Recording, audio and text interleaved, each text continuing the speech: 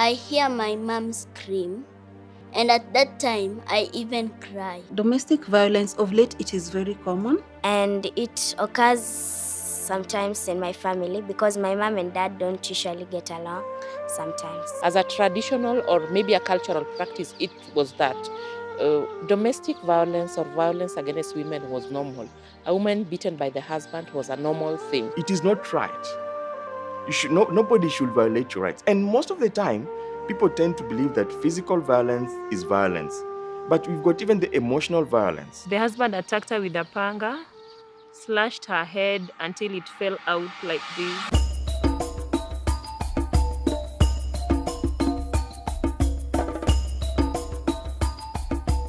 Jambo. My name is Felicity and I live in Melbourne, Australia. In the last 6 years, the modern day world has changed. In that time, I have been connected to social media and I have become a humanitarian. The film you're about to see is not about feminism, but it is about gender-based violence and the true meaning of gender equality. Not the gender equality that we so loosely term here in Australia and the modern day world, but the true meaning of gender equality. Because of a male-dominated government, child brides, polygamy, genital mutilation, poverty, lack of education, and bad health care, the East African woman has lost her voice. It is time that she knows that she is important, valuable, and loved. This film takes us to rural Kenya. It gives one lady a voice. It is my hope that Maureen's story will empower all East African women and their women of tomorrow. A man butchers his wife, goes to the police station, and reports that he has killed her. He gets arrested, and hours later is released and roaming freely on the streets, while his victim is fighting for her life. That's the sad reality of intimate-based violence. Many of these cases are swept under the carpet. Gender-based violence is a global calamity. It doesn't choose color, race, or social status. It can happen to anyone, male or female. Girls and women all over the world have their rights violated. Some girls are being raped, while others are being forced into early marriages. On the other hand, women are being beaten by their husbands. In Kenya, it's estimated that 20% of women have experienced GBV at some point in their lives, but those in the rural setup have been the most affected.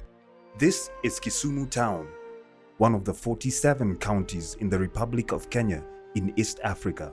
Beneath the beauty of this town lies the ugly realities of some barbaric traditions that allowed violation of women and girls' rights. We are here at Seme County within Kisumu to meet Moureen Nindo, a strong survivor of a painful thorn in the flesh, gender-based violence.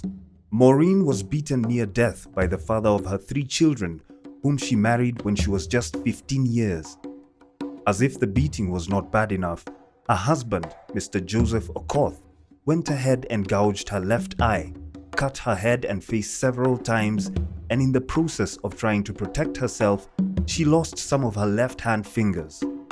Luckily, Maureen survived, and today, she is sharing her story. I lost my parents at a very young age. My mom died when I was 9 years old, and I lost my dad when I was 14 years. I am married, and my husband Joseph Okoth and I are blessed with 3 children. We got married after we had dated for 6 months.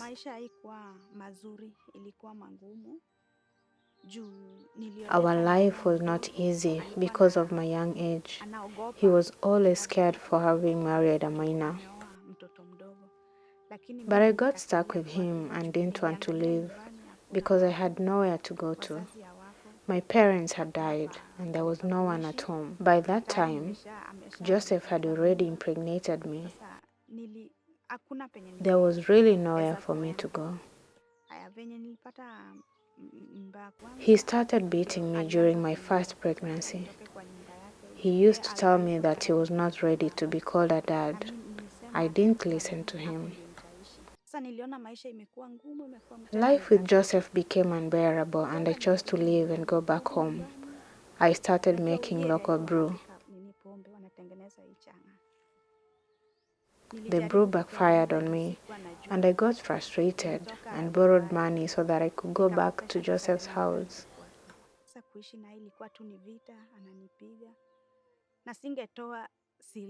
Violence became a vicious cycle. I couldn't tell anyone because if I did, he would come back and beat me some more. My silence is what has led me here.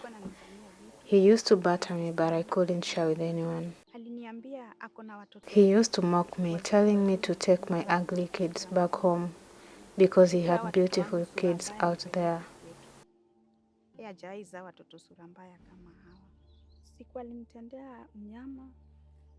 On that fateful day when he butchered me, we had separated for 11 months. I was then working as a house help in Nairobi.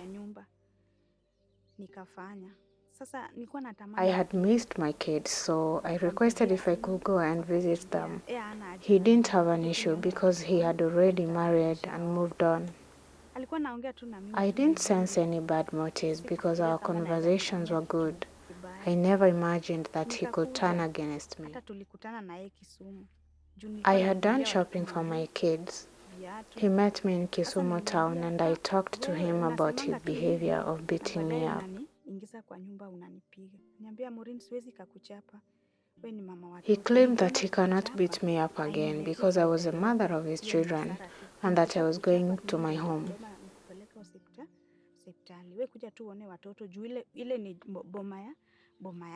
He said that he was the one who was going to be at a loss because he would have to foot my hospital bill. I fell for his bait. We went home together. I spent one night in their home and he welcomed me very well. The second day my employer was calling me. I told him it was time for me to go back to my workplace now that I had seen the kids. He told me he was going to take me to the bus. We were seated side by side in the house, but I didn't notice that he was hiding a machete in his trousers. My co-wife was the one who had brought for him the machete and a torch because it was at night. I was going to travel at 9 p.m. He requested me to cook for him for the last time before I left because he was not sure whether I was going to even come back again. I literally thought that he meant whatever he had said, yet he was planning to murder me. He went to the veranda and called me there.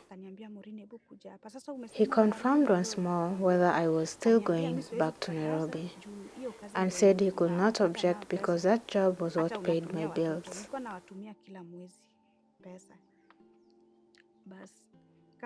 I told him I was going to bid his mom goodbye. It was July 2018 and I was going away for another month and come back in August. It was dark in the night. I didn't realize he came after me. When I took my first turn, he confronted me asking me where I was going. I responded and told him once more that I was going to bid mom goodbye before I left. I felt someone slashing my forehead.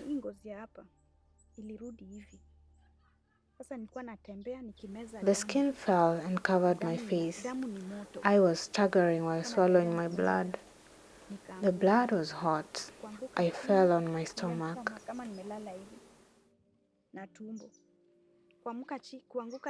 When I fell down, he came after me. He asked me for my cell phone, which was in my pocket. I was lifting my hand up, telling him to wait, I gave it to him, and he kept commanding me to be faster. That is how he chopped off my fingers.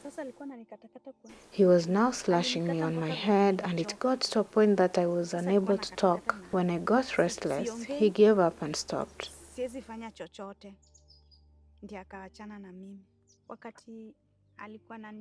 While he was still battering me, he kept saying that my sibling was next on the line and he could as well slash all the kids alongside me. ni hao ndio wamebaki, na hata naweza kuwa na watoto wote. Hiyo kitu ilinishtua. His actions terrified me. After all the stories we shared, I didn't expect any animosity from him. I was so terrified. I didn't have any strength to call for help. I just fell down. Apparently, my co-wife knew all their plans because she locked the kids in the house. After she had locked the kids inside, she told them that their dad was butchering me behind the house, and my son started crying. When my child was crying, she started threatening him that his dad was going to slash him next. When he got tired of slashing me, he knew he had killed me. He then jumped off the fence and took off. Then my kids started screaming.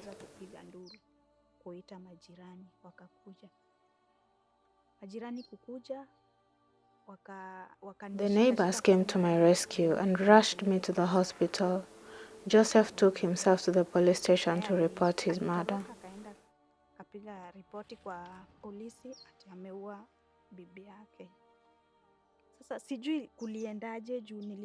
While all this was happening, I was unconscious. I didn't know what was happening and who was around to save me.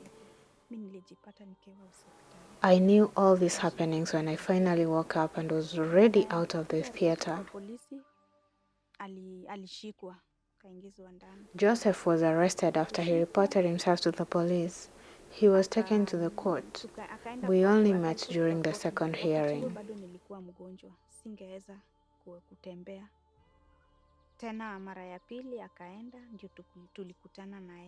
He denied the charges during the second hearing and he was released on cash bail.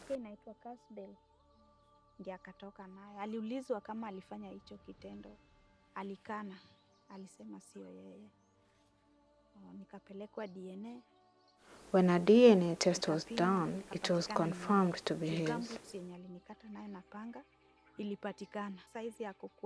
Right now, he's a free man at his parents' home. We only get to meet in the court for the hearings.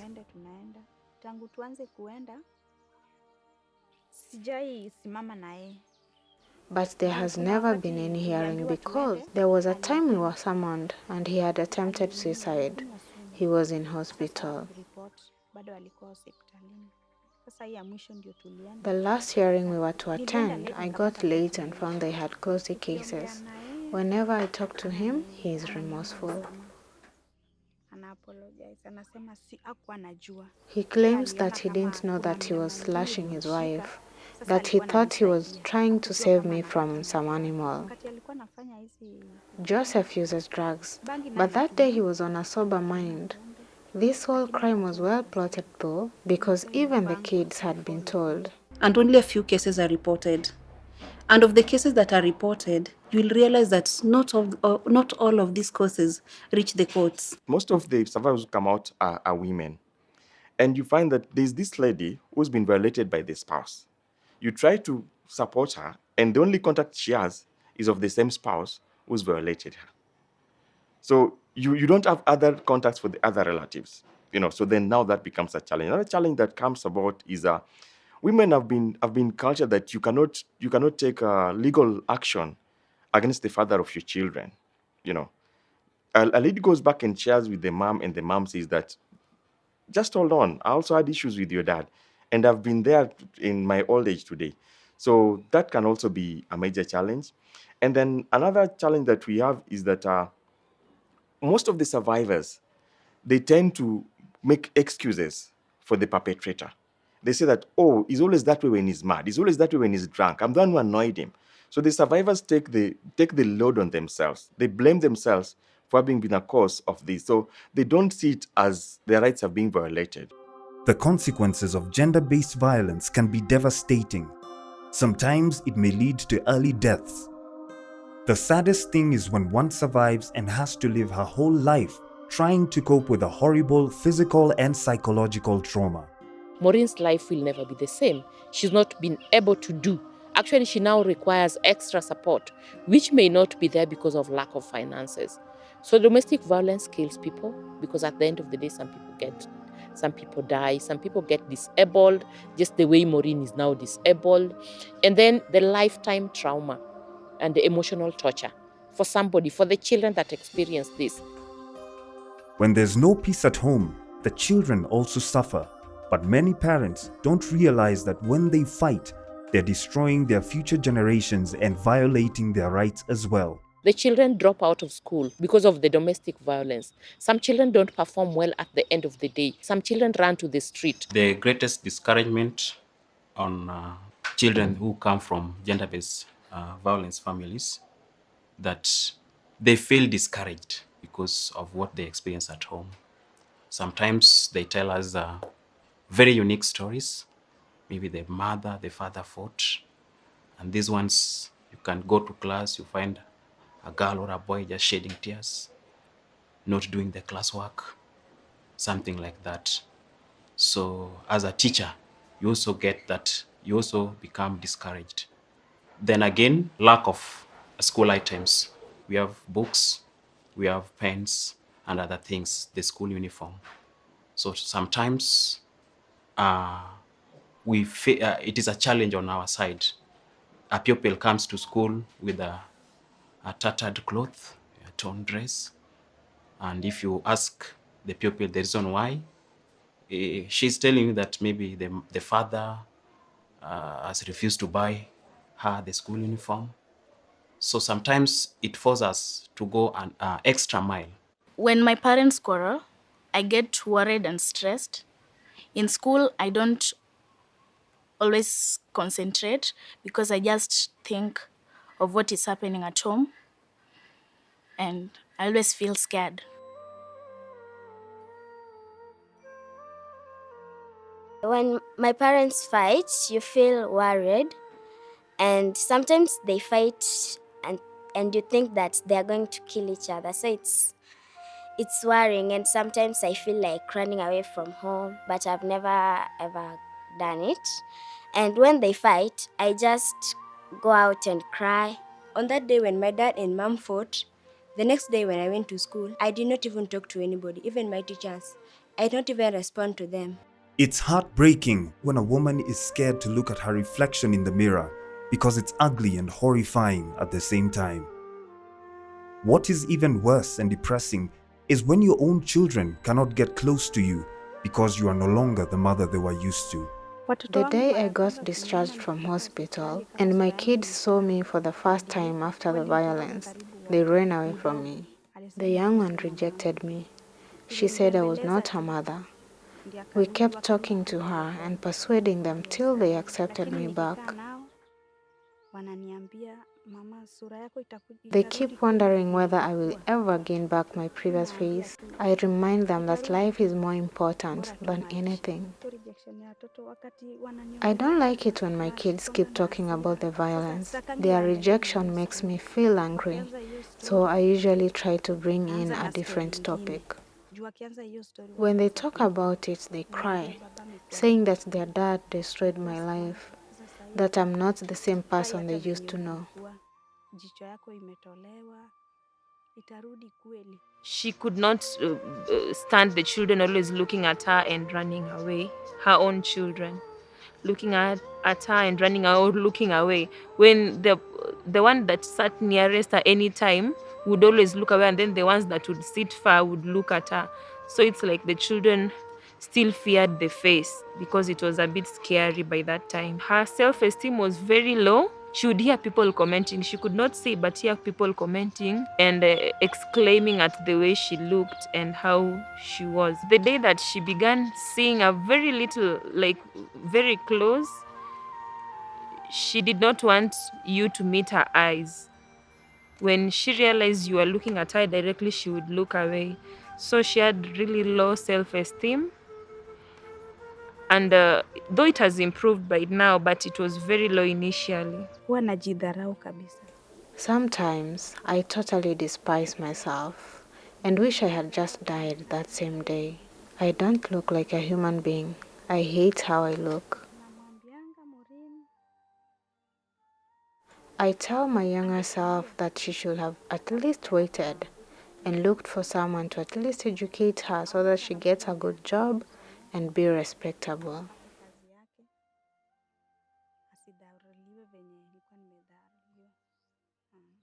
Sahi at least singekuwa venye niko hivi. I will not be the way I am now, but due to lack of a good education and being disrespected, I am who I am now. I have no future. Ndio inafanya hata sahi niko hivi. Sina mbele wala nyuma. But even in the toughest of days and the darkest hours, when all hope is gone and you realize that you're helpless, still, there are few good people left in the world. And Maureen was blessed to find good Samaritans who still walk with her to this day. A number of institutions have also established systems that support survivors of gender-based violence through capacity building and offering safe houses for those who do not wish to go back to the perpetrators. I'm really crying out for safe spaces because ideally, if you talk to her, she'll tell you that how I wish that I would get out of this place. But where do I go to? We have safe houses, though not adequate, but we have some which are just temporal shelter for them as they are getting counseling, as we are trying to look for placement. For once, it is because for justice to take place, there are a lot of compromises if they go back to where the violence was meted. The scars of gender-based violence are ugly and may take a lifetime to heal. After such a horrifying encounter, it's evident that Maureen needs help getting back to normalcy. She needs help recovering, finding food for her children, shelter, education, but most importantly, she needs help getting back her life. At the moment, all that Maureen can afford to do is babysit her brother's little boy as her sister-in-law Stacy runs the household chores. Kwa usaidizi, Maureen hawezi oga, Maureen hawezi pika, hawezi kutandika mahali analala, hawezi kuwafulia watoto nguo. Ni mimi ndio namfanyia hizo zote. For someone to get out of trauma, it's just basically counseling, is getting people to be close to her so that they're able to talk acceptance, because the counselors will come and go. But again, this person needs love from the company. This person needs assurance from the family and also from friends, so that she's just like, I'm still a member of this family. I am not free with Stacy birthing me. I usually feel ashamed, but she keeps telling me to be free with her.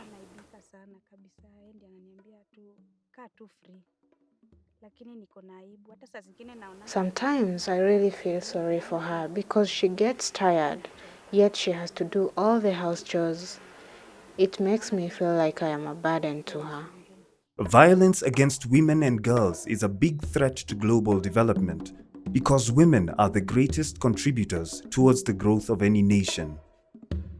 Instead of killing our women, we should choose to empower them in all spheres of life and remind them often that they have a voice and they have a right. We need to encourage the education of girls. For us to encourage education of girls in a rural setup, we must ensure that we give them a lot of sponsorships wherever they have problems. Because some of them are very bright, but they cannot go to a door of a classroom because they don't have money to pay. We also need to ensure that girls are also able to access the sanitary towels that they need so that they stop missing coming to school because they are attending. Girls' education is the key. As much as it sounds like a far-fetched dream, with a good support system from her family and friends, as well as gentle psychological counseling sessions, Maureen is assured of a day when she will fully regain her self-esteem and get through this trauma victorious. She smiles. She never used to smile. She used to be very sad and always wanted to be alone. But nowadays, even when she sees visitors, she's happy because it breaks the monotony she was in. And also the children nowadays, they can even sit down and speak and converse and laugh as a family. And that means she's now gaining her self-esteem. Every time I get cancelled, my heart is usually at peace because it gives me the hope that one day my face will be back into shape and I will have my eye. My counselors tell me that I'm lucky that I survived and blessed with at least one eye, because there are many who have lost both in similar scenarios. I have faith that this truth shall come to pass. There are a number of women like Maureen out there in the world. So many of them who choose to stick in bad relationships, suffer, and eventually some die in silence. But it's now time that women realized that it's okay to start all over again, and that can only happen when they're still intact and not wounded with scars. Women need to know that they have a right to be free from any form of violence. Something which is interesting, these people, they know their rights. They know they have the right to shelter. They know they have right to food. They know that they have a right to clothing. The issue here is the opportunity. They don't have that opportunity. They don't have a choice. Maureen, nataka utueleze kama ulikuwa na fahamu kwamba uko na sauti despite kuchapwa yenye umekuwa ukichapwa na hiyo mateso yenye umekuwa ukipitia, kwamba you have a voice and a right to life and to be free from domestic violence. Kulingana na venye nilikuwa nachapwa, nilikuwa najua niko na right. Yes, I knew I have a right despite all the beatings. I know of organizations that I could have approached for help, but I chose not to. They would have advised me to go back home and try to make amends with Joseph, and that would have meant that I was going to start war with him. Niende niishi na yeye na kurudi kuishi na yeye. Maisha yangu ilikuwa hatarini juu sikujua ni nini anaweza nifanyia baada ya kuenda kumreport. Yes, I know I have a voice to speak to someone. It's a shame that some women have been raised in homes that prohibit them from raising their voices and speaking out against abuse. They have been trained to shut up. Because you find most people who are in abusive relationships, they were brought up being told that that is the norm. That is the normal thing that happens. So they don't have a say, they don't have a voice. So it is about the poverty makes their self-esteem to go down. So they are not able to speak out about issues that affect them. So this is what we basically do to ensure that we support them with we give them support, economic empowerment support, we link them. So with the linkage, they're able to maybe stand on their own. People advised me to stick in my marriage, that there was no other better place. He was my husband and no one was going to accept me with his kids. Na sasa nitaenda wapi? For example, kama sina wazazi, hakuna penye naweza kwenda. Itanibidi tu nikae juu watoto pia niko nao. Akiniacha nitapeleka wapi watoto na bado ni wadogo pia. Most people don't know these policies or the laws that exist. One thing that needs to be done is to ensure that we sensitize the communities. They know that the laws are there, but they don't know what is the content of that law. So we must sensitize them and also ensure that they are aware of the penalties and the consequences of engaging in such acts. The society has a big role to play in keeping women and girls safe and protecting them from gender-based violence. It is in this regard that Light School Uriri, a charity institution that educates street urchins and homeless children with an empowering curriculum for girl students, was established. At Light Uriri, both boys and girls are given equal opportunities for a good education and therefore better life choices for their futures. It is time to end this. We have a voice. We have our rights. Let's fight for our rights and put an end to domestic violence. We are the girls, we are the girls. Yes, we know. We are the women of tomorrow. Yes, we know. We have a voice. Yes, we know. We have a right. Yes, we know. Mom and Dad, please do not fight. Government, protect our rights. Make the world a safer place. I like women because they are hardworking. No matter what they are in, but they are hardworking. Speak out. When you speak out, you find that you relieve. When you speak out, you find that you get support in terms of referrals. You can be talking to a fellow survivor, somebody who's been through this. And it's not written on their face, but they've been through this. And when you share with them, then you find that they can refer you to seek some help somewhere. There's law guiding every kind of acts that we engage in. So they must be aware that the government is there the people who need to be contacted are there. So those who are offended, they need to know where to report to. But the main issue here, when you report, is the government taking any action? Are you safe? Do you feel secure? So those are the issues that we need to address also.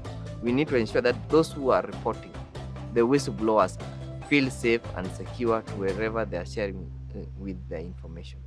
It is also my hope that one day East African women will be heard and that they will be valued. What scares Maureen, though, is whether she will ever be free, because after all is said and done, and when everyone else has left and she is all alone, she wonders what awaits her as she tries to find her way back.